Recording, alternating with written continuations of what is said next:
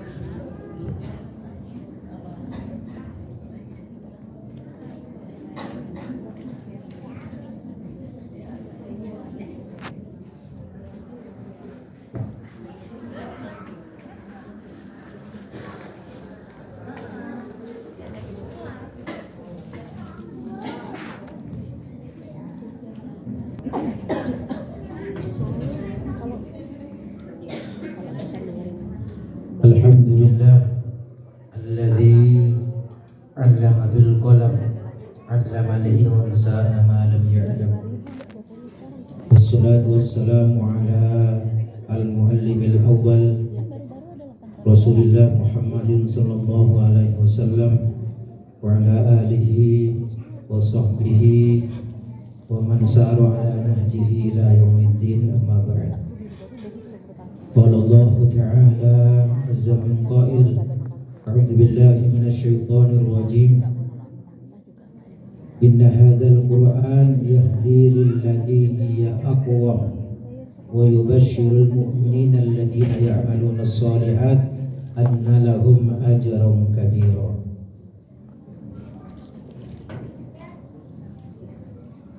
Yang saya hormati para Alam Syarifin, selaku Ketua Departemen Dakwah Yayasan Safinah Yogyakarta, Ustaz Untung Purnomo selaku Kepala Sekolah, Asep Kurnia, Sarjana Pertanian, saya baru lihat dari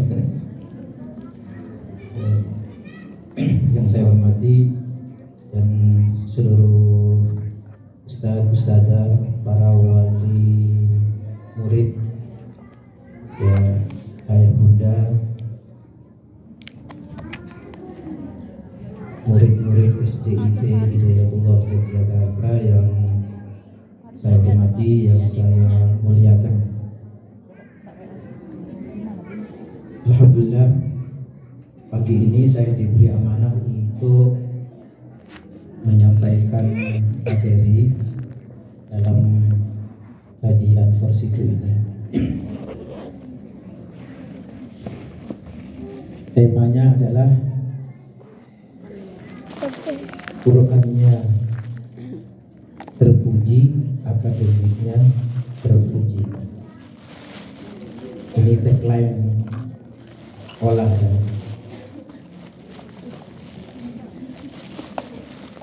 Tapi saya baru dengar, baru disampaikan oleh Ustadz Alam bahwa materi ini juga sudah pernah dikupas oleh Ustadz Abdullah Munir.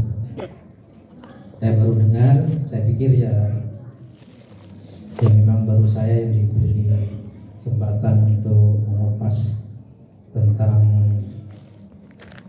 tagline ini, ya. Sehingga saya nggak sempat tanya-tanya ke Ustadz Munir kira-kira yang sudah disampaikan apa dan yang belum apa, sehingga mohon maaf barangkali kalau yang saya sampaikan mungkin sebagian sudah dibahas oleh Ustadz Munir. Betul, pas Forsido gabungan yang lalu saya tidak hadir. Ini problemnya, saya sudah kena hukum gara-gara tidak hadir. Padahal saya juga wali murid, anak saya 3, dan saya tadi diminta untuk tanda tangan di 3 tempat. Mestinya perlu ditambah kategori hadiahnya itu, Pak, yang tanda tangannya paling banyak di situ. tinggal mana? Asyik. Nangis.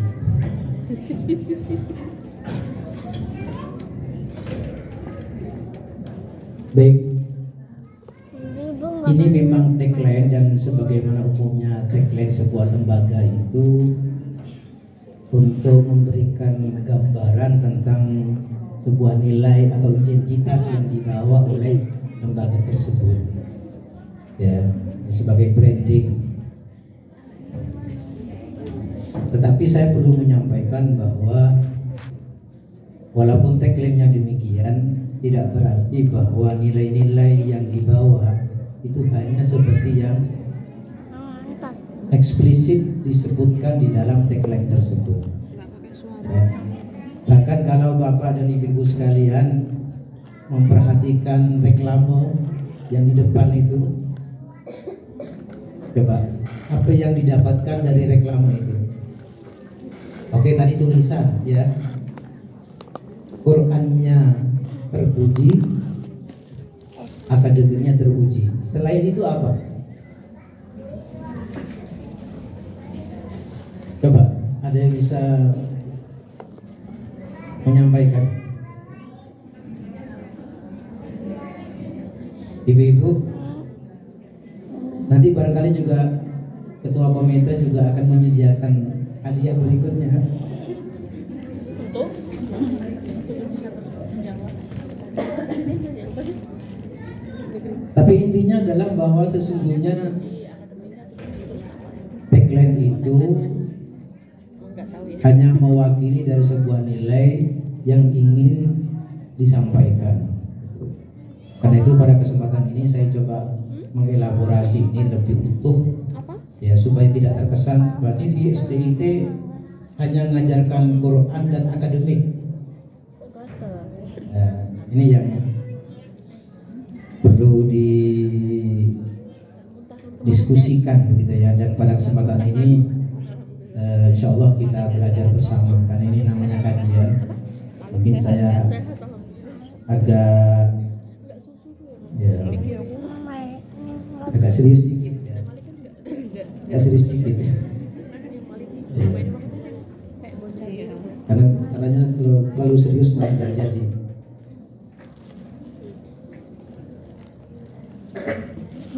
Ini coba dari satu kata saja, Qurannya terpuji, ternyata spektrumnya luas, ya, cakupannya sangat luas. Bicara Quran, ya. Kelihatan nggak? Lalu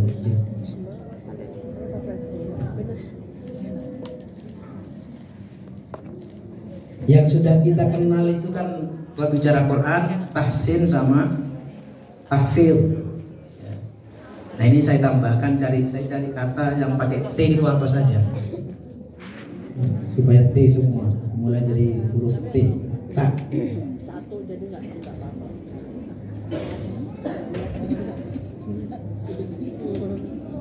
Ada tarbiyatul iman atau tarbiyah imaniyah, pendidikan keimanan. Yang kedua ada takdib, penanaman adab. Baru kemudian ada tahsin. Tahsin itu pembelajaran Al-Quran dari aspek bacaan, dari aspek tilawah. Ada, maksudnya tahsin ini tahsin tilawah ya. Ada tahfidz, pembelajaran menghafal Al-Quran. Ada tafhim, pembelajaran pemahaman isi kandungan Al-Quran. Ada tatbiq. Tatbiq itu pembelajaran pengamalan Al-Quran. Sehingga kalau kita berinteraksi dengan Al-Quran, tidak disederhanakan, direduksi hanya terkait dengan membaca dan menghafal. Karena justru nanti ada tujuan utama yang lebih penting dari sekedar bacaan dan hafalan, dari diturunkannya Al-Quran. Coba kita bahas satu persatu. Tarbiyatul iman, penanaman keimanan. Yang ini justru memang harus dilakukan, diberikan sebelum pembelajaran bacaan Quran. Saya kutipkan sebuah hadis riwayat dari Ibnu Majah.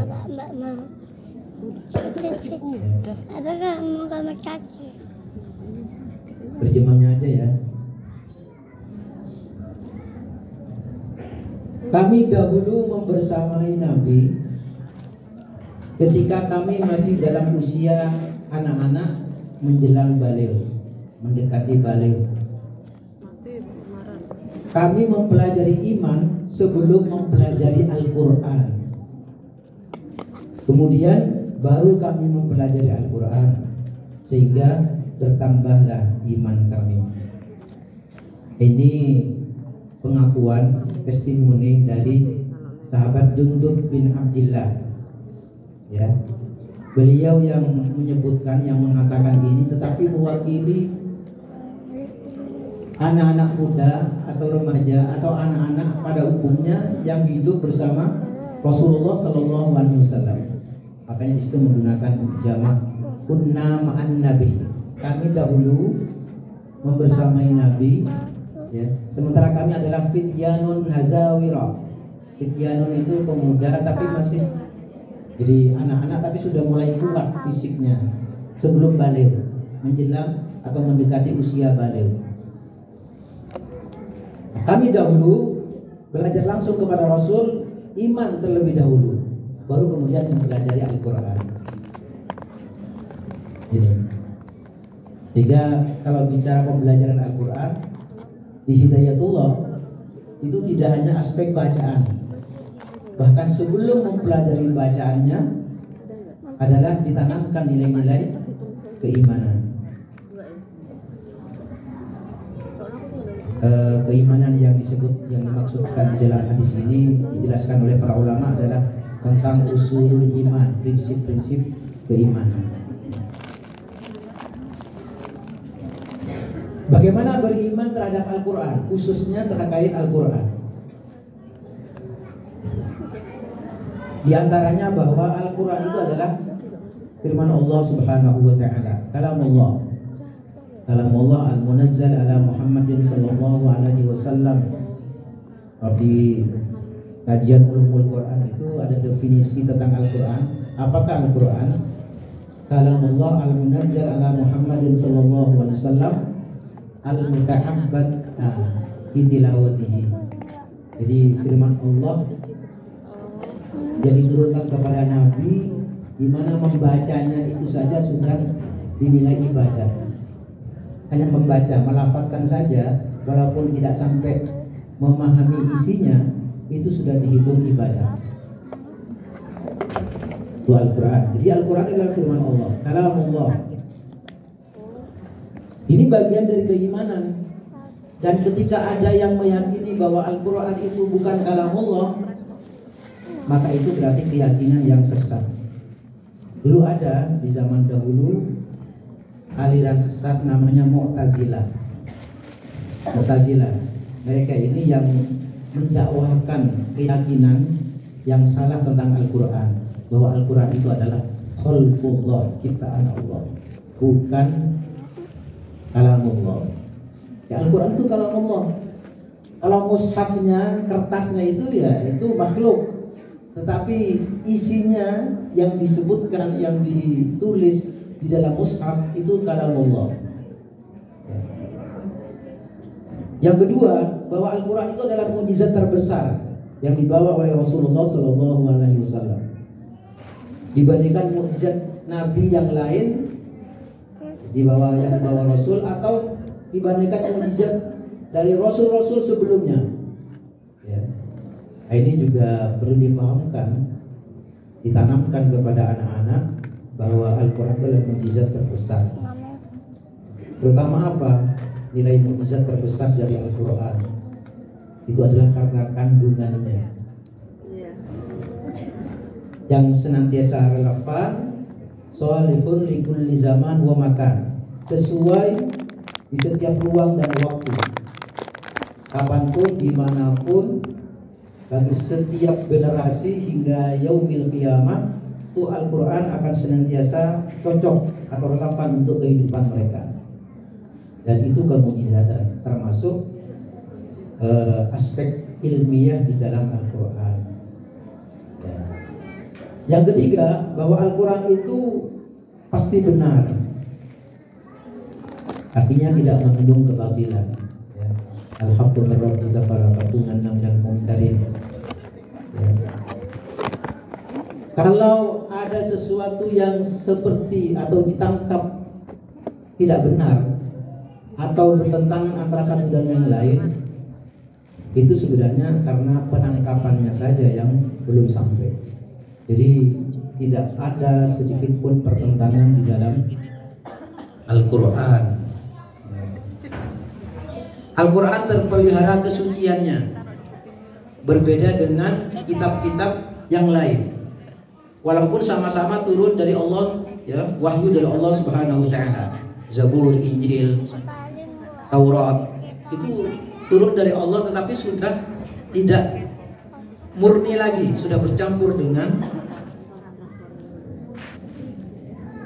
ucapan atau perkataan-perkataan yang dibuat oleh para pendeta atau tokoh agama dari masing-masing agama tersebut. Yang kelima, Al-Quran berfungsi sebagai petunjuk atau undang-undang tertinggi. Ini harus dipahamkan. Ya, sebagaimana muqaddimah yang saya bacakan Al-Quran tadi, inna hadzal Quran yahdi lillati hiya aqwam. Kalau ada anggapan bahwa ada pedoman atau panduan bernegara misalnya, atau panduan hidup berbangsa, bermasyarakat yang dianggap bagus, maka Al-Quran tetap yang paling bagus, yang paling lurus, yang dari sejak, ya, dari ujung ke ujung itu mesti benar dan mengantarkan kepada tujuan yang benar.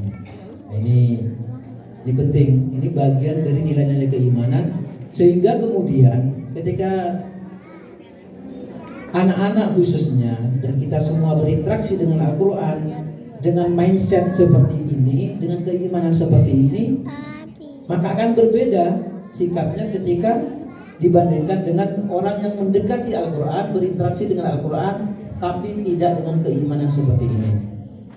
Jangan dikira Bapak dan Ibu sekalian bahwa ada seorang sarjana sudah bergelar profesor doktor, ya, dia mendalami ahli di bidang Al-Quran, tetapi menganggap bahwa Al-Quran itu sudah tidak murni lagi.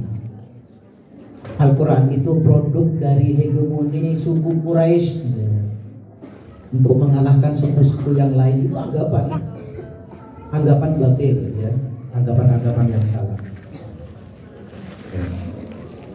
Baik, itu tarbiyatul iman sebelum mempelajari Al-Quran. Jika kalau keimanan ini ditanamkan sedemikian rupa, maka ketika mulai belajar membaca Al-Quran, kemudian menghafalkannya, kemudian apalagi memahami isi kandungannya, maka memang akan berbeda. Itu akan melahirkan, kalau pengakuan dari Jundub bin Abdillah tadi, justru akan semakin bertambah keimanannya, ya, dengan membaca Al-Quran. Nah, itu wa idza tuliyat alaihim ayatuhu zadatuhum imana. Itu karena sudah ada modal keimanan sebelumnya, maka ketika membaca Al-Quran akan bertambah keimanannya. Kemudian yang kedua adalah ta'dib, penanaman adab sebelum ilmu. Imam Malik bin Anas sebagai imam kota Madinah, beliau pernah berkata kepada seorang pemuda Quraisy, "Ya ibn akhi, ta'allamil adab qabla an tata'allamal ilm." Wahai keponakanku, anak saudaraku, pelajarilah adab sebelum engkau mempelajari ilmu. Jadi dalam disiplin menuntut ilmu, al-adab qabla al-ilm, mempelajari adab itu didahulukan sebelum mempelajari ilmu. Termasuk di dalam pembelajaran Al-Quran. Karena itu, misalnya kalau dalam standar metode UMI, kita lihat bagaimana halaqah Quran itu dikondisikan sedemikian rupa sebelum pelajaran dimulai, sebelum penanaman konsep itu dilakukan, maka anak-anak itu dikondisikan dengan adab yang sebaik mungkin. Pembelajaran Al-Quran belum dimulai kalau adabnya belum terkondisi dengan baik. Karena al-adab qablal ilmi, ini kaidah. Ya. Ini saya kutipkan dari kitab Tadhkiratus Sami', agak panjang ya. Ini sudah dipotong-potong sebenarnya. Ini menggambarkan tentang pentingnya adab, khususnya aspek kesucian hati. Aspek tazkiyatun nafas, kesucian hati, pensucian hati. Ya.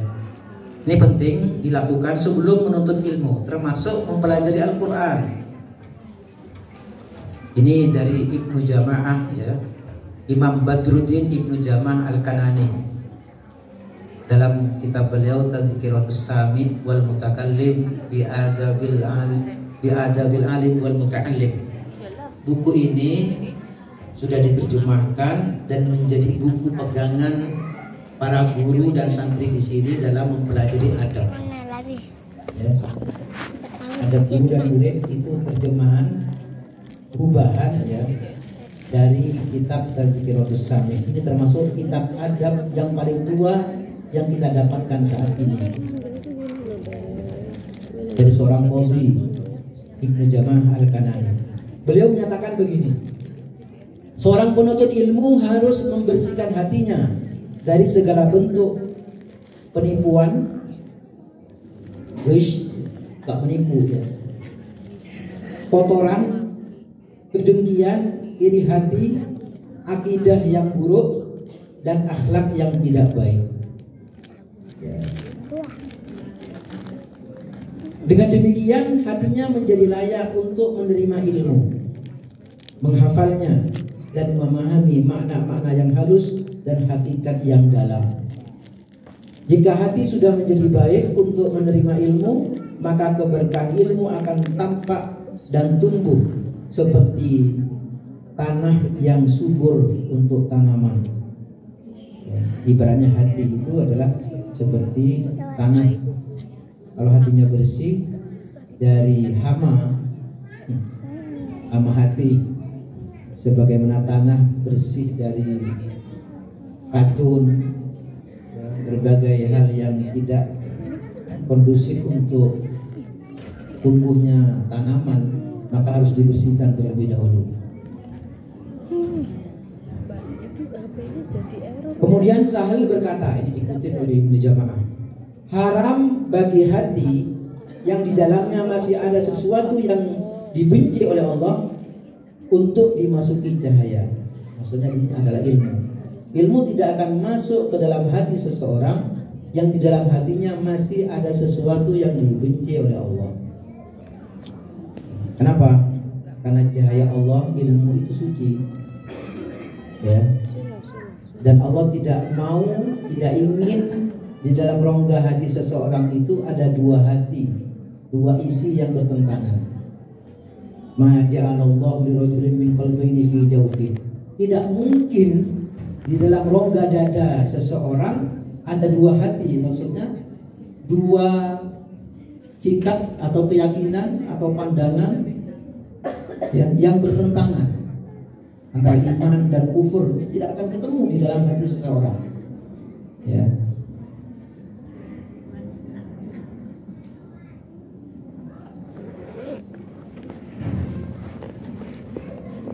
Nah, bagaimana? Apa saja adab-adab kepada Al-Quran? Karena ini konteksnya terkait dengan Al-Quran. Kalau di dalam kitab Minhajul Muslim itu sebagian terjemah dibuat judul Ensiklopedi Muslim, kalau tidak salah. Itu pembahasan mengenai adab, ada 14 bab besar pembahasan mengenai adab. Ya. Salah satunya adalah adab kepada Al-Quran, Al-Quranul Karim. Ini saya sebutkan sebagian aja. Yang pertama memuliakannya. Setelah meyakini atau mengimaninya, memuliakannya. Makanya ayah bunda, sebenarnya ini yang saya pancing tadi, cuman saya tidak bisa menampilkan fotonya, gambarnya di sini. Yang di reklama itu loh, apa yang didapatkan dari gambar itu? Ada gambar anak-anak ya, murid SDIT itu oleh Bu, saya tidak tahu namanya siapa itu. Itu sedang apa? Pegang mushaf Al-Quran, ditaruh di dadanya. Kemudian apa yang dia lakukan? Yang sedang dia kerjakan, dia mencium tangan gurunya. Itu pesan yang disampaikan seperti itu. Walaupun kayaknya yang dicium tangannya itu fotografernya itu Pak Budi Yuwono. Saya kok gambarnya Pak Budi Yuwono. Beliau fotografer Anda. Ya. Tapi itu yang sebenarnya di situ, walaupun tidak diucapkan, sudah terlihat ada pesan di dalam gambar itu, adab kepada Al-Quran dan adab kepada guru. Coba, cara membawanya itu sudah beda. Ya. Jadi dianggap su'ul adab, adab yang buruk kalau membawa mushaf itu ditenteng seperti bawa keranjang misalnya, tas gitu ya. Jadi ditaruh di dadanya. Usahakan Al-Quran itu ketika dipegang tidak lebih atau tidak berada di bawah sejajar atau di bawahnya aurat kita. Bahkan di sebagian budaya masyarakat tertentu bahwa Al-Quran itu sunggi. Ya, intinya itu adalah cara menghormati atau memuliakan Al-Quran. Cara meletakkan Al-Quran atau mushaf, jangan ada barang yang ditaruh di atasnya mushaf. Kadang-kadang kita nggak sadar, ada Quran kita bawa, di atasnya taruh HP atau kacamata. Itu termasuk kurang memuliakan Al-Quran.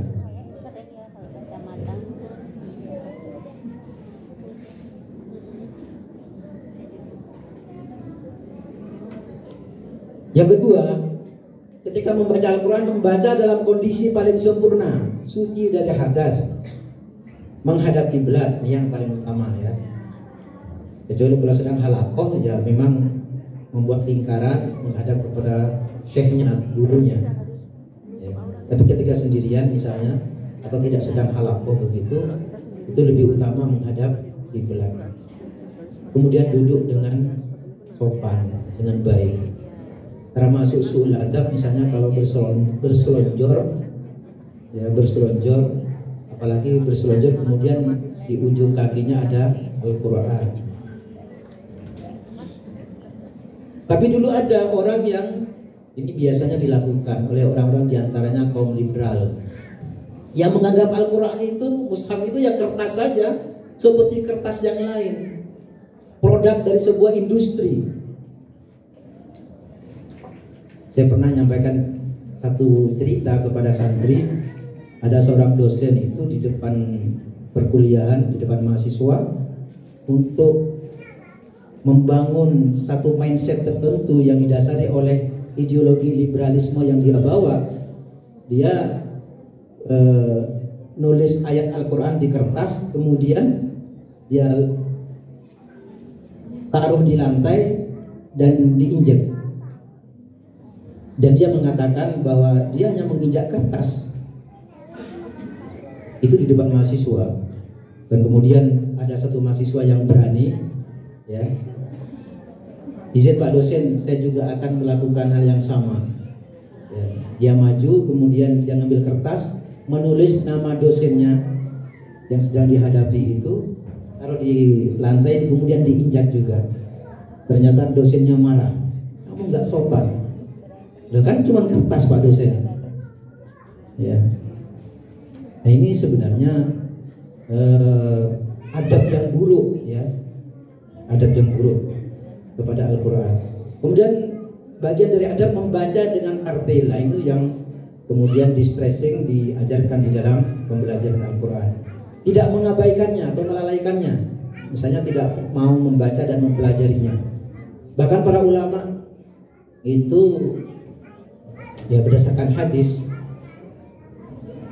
seseorang itu dianggap tidak melalaikan Al-Quran itu kalau minimal khatam Al-Quran 30 juz dalam 1 bulan. Jadi kalau kurang dari atau 1 bulan kok tidak selesai 30 juz, itu dianggap melalaikan Al-Quran.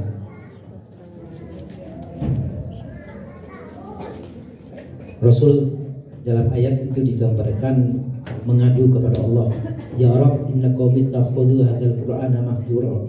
Wahai Tuhanku, sesungguhnya kaumku telah menyebabkan atau menjadikan Al-Quran itu ditinggalkan di belakang.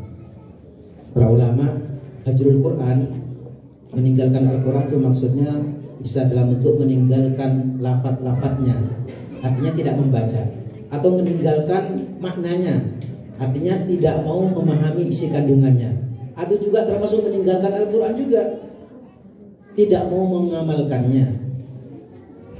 Ini semoga kita termasuk yang tidak mengabaikan Al-Quran. Nah, di SDIT Hidayatullah ini ada standar pembelajaran Al-Quran menggunakan metode ummi ya. Dalam metode ummi ada pemahaman konsep, penanaman konsep, ada latihan, ada evaluasi.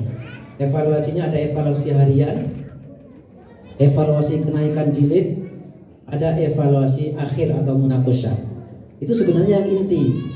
Kalau yang imtihan itu, uji publik itu hanya bagian dari syiar ya, bukan dari bagian inti pembelajaran Al-Quran. Walaupun konon katanya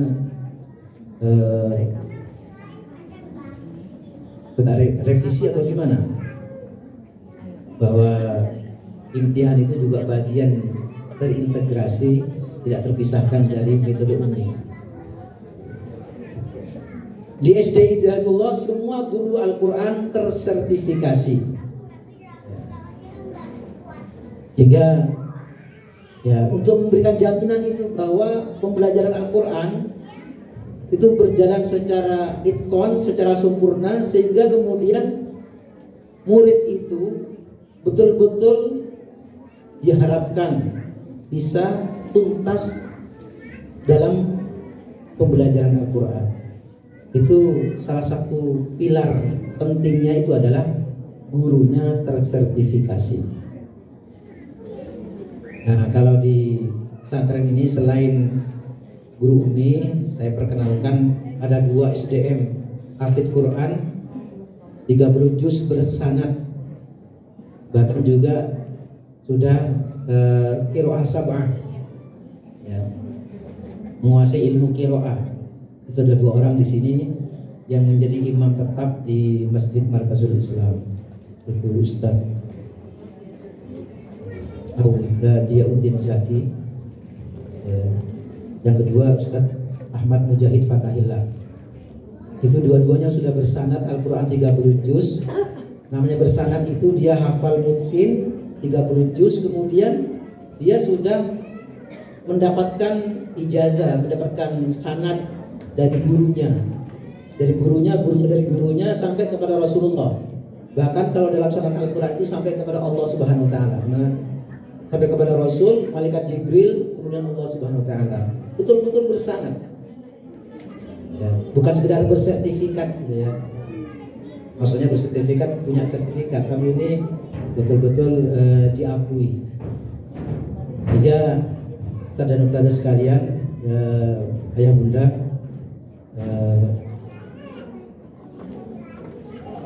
bisa juga kemudian berguru kepada 2 ustadz kita ini. Ini semuanya alumni sekolah sini. Ya, dua-duanya alumni sini. Yang satu lulusan Al-Azhar Kairo, yang satunya lulusan pendidikan ulama Zu'ama di Hidayatullah Pusat Balikpapan. Ya. Al-Quran 30 juz bersanad. Ini standar pembelajaran Al-Quran. Kemudian tadi tahsin ya, tahfidzul Quran. Saya ingin memberikan penekanan, nanti juga mungkin menyinggung usulan dari komite sekolah ya. Saya ingin men-stressing tentang pentingnya memanfaatkan usia emas untuk memprioritaskan menghafal Quran bagi anak-anak. Anak TK, SD, ya. Ini penting sekali.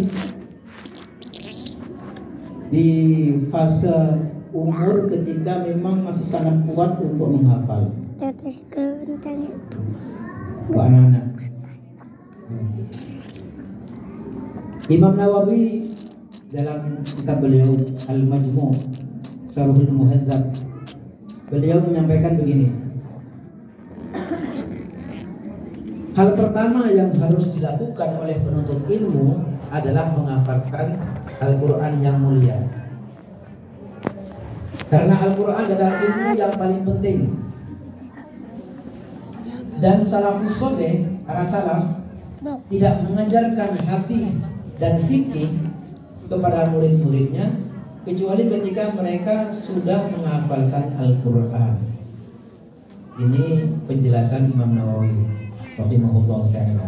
Karena salaf la yu'allimuna al-hadis wal fiqh illa liman yahfazul Quran. Para salaf dahulu, ini tradisi keilmuan Islam di masa lalu, beliau para salaf itu tidak mau mengajarkan hadis atau fikih kepada murid-muridnya sebelum mereka ini menghafal Al-Quran. Nah, ini yang coba kemudian kita rekonstruksi dalam sistem pendidikan kita, termasuk di SD Hidayatullah, bagaimana memberikan porsi pembelajaran hafalan Quran itu agak banyak selain atau setelah mempelajari tilawahnya, tahsin tilawahnya, maka kemudian diajari menghafal Al-Quran. Ya, saya dulu menyampaikan konsep ini, ya tidak mudah, harus diskusi beberapa kali, ya, untuk sampai nanti menjadi kebijakan. Untuk sementara, saya bilang sementara Pak Asep, karena tidak mudah untuk membangun pemahaman yang sama tentang pentingnya memprioritaskan hafalan Quran bagi anak-anak, maka dibuatlah kelas khusus, kita sebut kelas tahfidz. Yang tidak masuk di kelas tahfidz namanya kelas reguler. Sebenarnya pembedaan itu yaitu karena pertimbangan tadi, yang dianggap bahwa kondisinya belum memungkinkan, belum tentu siap untuk diterapkan bahwa semuanya menghafal Al-Quran. Makanya dibuat kelas tahfidz dan kelas reguler. Nah, kalau sekarang ada usulan justru dari wali murid sendiri agar semuanya jadi kelas tahfidz, itu memang sudah sesuai dengan konsepnya, sesuai dengan paradigma pembelajaran tahfidzul Quran. Hanya saja ayah bunda, jangan karena misalnya nggak mau anaknya menjadi kelas nomor 2, karena tadi ada kesan kelas reguler itu kelas nomor 2, kelas nomor 1 itu kelas tahfidz. Maksudnya kalau sistem kelas itu kan kayak warga negara, ada warga negara kelas 1, ada warga negara kelas 2. Ya. Jangan hanya karena gengsi atau karena satu status tertentu yang diharapkan itu bisa dicapai. Artinya hal-hal yang bersifat duniawi. Paradigmanya, manhaj pendidikannya yang benar. Ya karena memang seperti disampaikan Imam Nawawi tadi, mestinya pembelajaran pertama yang diberikan kepada anak-anak itu adalah pembelajaran Al-Quran, khususnya menghafal Al-Quran. 8. Nah, cuman apakah kemudian dengan sendirinya ini bisa langsung ubah. Nah, ini saya kira perlu 8. perumusan, perlu diskusi-diskusi. Mana 8? Ya. 1. Supaya tidak hanya berdasarkan asumsi, misalnya ada asumsi, ada temuan, ada fakta bahwa dari 10 anak yang berprestasi 9 katanya tadi 9 itu adalah di kelas tahfiz. Bu 8 mana? Nah ini harus diriset agak mendalam, didiskusikan, dikaji. Maksudnya begini, apakah yang 9 dari kelas tahfiz itu kemudian berprestasi secara akademik lebih tinggi itu 9 karena kayak mana? dampak dari pembelajaran tahfidzul Quran atau karena faktor lain, misalnya faktor raw input. Memang karena potensi akademik dari anak-anak yang masuk di kelas tahfidz itu berbeda dari yang kelas reguler misalnya.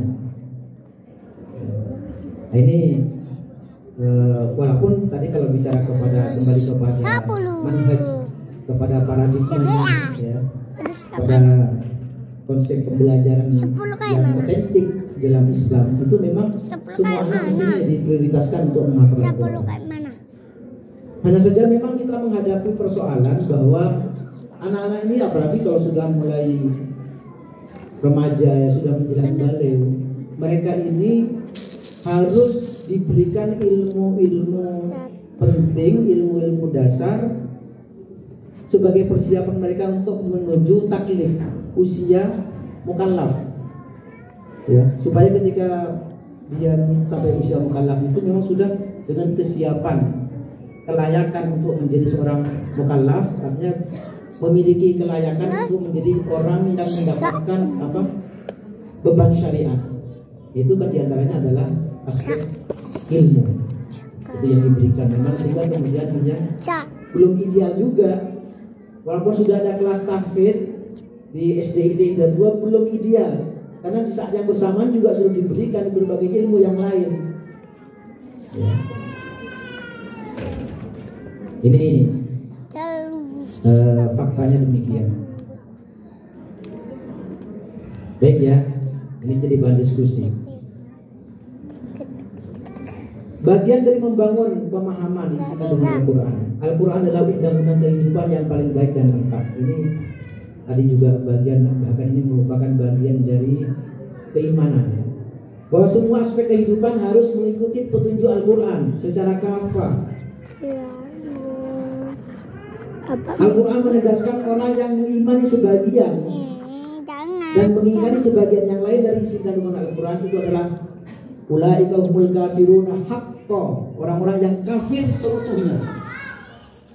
Jadi misalnya kalau ada sikap menerima Al-Quran, kebenaran Al-Quran sebagian, menolak sebagian yang lain, itu sesungguhnya mereka adalah termasuk orang-orang yang kafir. Jadi yang perlu dibangun selain keimanan juga pemahaman tentang ya isi kandungan Al-Quran, bahwa semua kehidupan kita itu semestinya itu merujuk mengikuti petunjuk dari Al-Quran. Al-Quran menjadi sumber utama dalam pembelajaran ilmu, baik ilmu-ilmu yang bersifat keagamaan, ilmu kauniyah, maupun ilmu-ilmu yang bersifat kealaman, ilmu-ilmu kauniyah. Itu mestinya tetap merujuk kepada sumber utamanya adalah Al-Quran, menjadi dalil utama, sumber utama ya. Walaupun ini tidak mudah, guru sains misalnya, guru IPA, bagaimana di setiap tema-tema pembelajaran sains itu dia menjadikan Al-Quran bukan sekedar sebagai pembenaran, tetapi memang transformasi ilmu itu berawal dari keyakinan terhadap Al-Quran. Misalnya kalau dalam surah yang pertama turun, ayat yang pertama turun, Iqra bismi rabbikal ladzi khalaq, khalaqal insana min 'alaq, Iqra wa rabbukal akramul ladzi 'allama bil qalam, 'allamal insana ma lam ya'lam. Ini sesungguhnya sudah membentangkan satu cara pandang yang utuh tentang dunia, termasuk tentang ilmu-ilmu, tentang fenomena alam. Itu diperintahkan untuk diteliti di dalam surah Al-Alaq ya. Kehidupan yang mengikuti petunjuk Al-Quran pasti akan selamat, bahagia, dan nantinya di akhirat masuk surga. Nah, sekarang yang keenam mengenai tatbik, pengamalan isi kandungan Al-Quran. Ini sebuah riwayat. Salah satu sahabat Nabi yang mengajarkan kami Al-Quran menceritakan bahwa para sahabat Nabi dulu belajar Al-Quran dari Rasulullah dengan cara mempelajari 10 ayat terlebih dahulu. Mereka tidak melanjutkan ke 10 ayat berikutnya sampai mereka memahami ilmu dan amal yang terkandung dalam 10 ayat pertama tersebut. Artinya bertahap mempelajarinya, tetapi yang dipelajari bukan hanya aspek pengertian atau pemahaman secara kognitif nilai-nilai yang ada di dalam ayat-ayat itu, tetapi sekaligus bagaimana cara mempraktekkannya. Artinya kalau mengacu kepada misalnya taksonomi S10 pada kognitif dan psikomotorik, itu tiga-tiganya itu harus terintegrasi di dalam pembelajaran Al-Quran, ya. Supaya Al-Quran tidak hanya menjadi norma teoritis, hanya pemahaman yang bersifat teori. Maka mereka kemudian mengatakan, qalu fata'allamna al-ilma wal amala. Yang lain, wal amala jami'an. Artinya dengan cara itu kami mempelajari ilmu dan amal secara bersamaan. Kayaknya sudah ingat kan? Ya, insyaallah. Tentang pengamalan Al-Quran juga ada riwayat begini.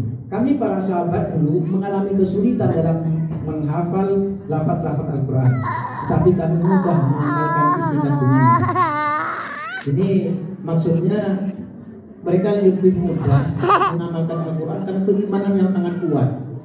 Kalau menghafal itu kan tidak semuanya punya kemampuan yang sama, tetapi kemampuan mengamalkan itu karena konsekuensi dari keimanan. Dari kalangan para sahabat semuanya mudah mengamalkan Al-Quran. Kata sahabat Ibnu Mas'ud, sedangkan generasi setelah kami mudah menghafal Al-Quran, tapi mereka kesulitan dalam mengamalkannya karena lemahnya keimanan pada generasi berikutnya. Dan itu maka kita perlu stressing, dan bahkan ini bagian tidak terpisahkan dalam mempelajari Al-Quran.